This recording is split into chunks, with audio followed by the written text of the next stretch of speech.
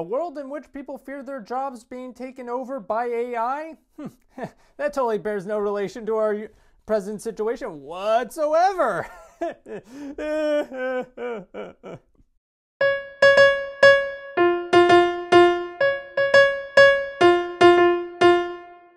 Hi, my name is Ryan Lane, and welcome to my review channel. So for today's movie, I will be reviewing Mars Express, directed by Jeremie, Perin, and starring Morla, Gorrondona, Kiff, VandenHeuvel, Josh Keaton, Sarah Hollis, and Billy Bob Thompson. So the story takes place on a Mars colony during the 23rd century, and it follows the exploits of private detective Aileen Ruby, played by Morla Gorrondona, and her android partner Carlos Rivera, played by Josh Keaton.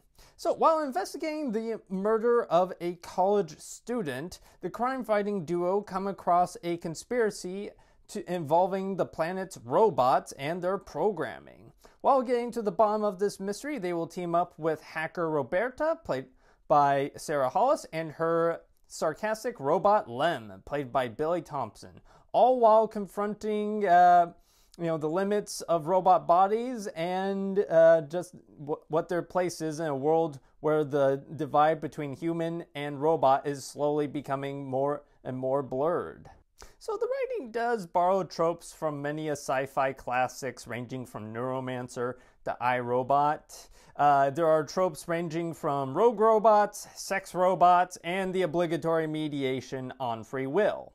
And you will definitely be able to guess correctly who the villain is the moment a particular character is introduced into the plot. However, what the film lacks in originality in times, it more than makes up for it with its impressive world building. The film does a good job of introducing you to the rules of how people navigate their life in the 23rd century. This is a world where people can upload a backup version of themselves to an android body, yet they still have to put up with pesky lack of storage and mandatory updates. Seeing how everyone uses technology, and the film does a great job of introducing this information to you visually through the characters rather than through inorganic, undramatized exposition dumps. And the film has some timely commentary regarding things like planned obsolescence and big corporations and their stranglehold on tech.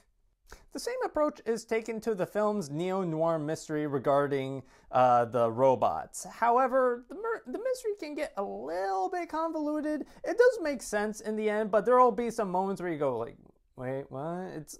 But at the end of the day, I'd rather be a little bit confused and have to dedicate a bit more brain power to understanding the plot than have a film just completely pander to me and hold my hand through every single plot development. So the voice acting is solid and does a good job of making you believe that this is a world in which people go about their daily lives. Morla Gorrondona, she fits into a glove into the role of Aileen, a neo-noir detective who is a recovering alcoholic who distrusts jailbroken robots. Josh Keaton leans into the tragedy and pathos of Carlos, an android who is struggling to reconcile the ontological experiences of being a human being while being stuck in a limited robot body. Keaton also gets an especially well-written character arc that perhaps in the annals of sci-fi history isn't the most original, but it's certainly very well earned.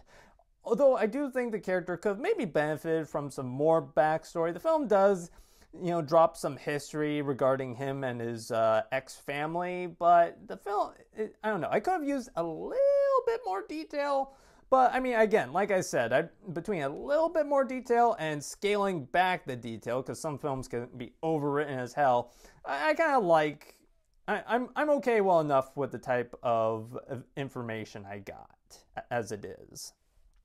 Also, Billy Thompson, he lends comedic relief as Lem, a robot whose humor is dry and his sexuality is fluid, and Sarah Hollis gives a fun tongue-in-cheek performance as the hacker Roberta.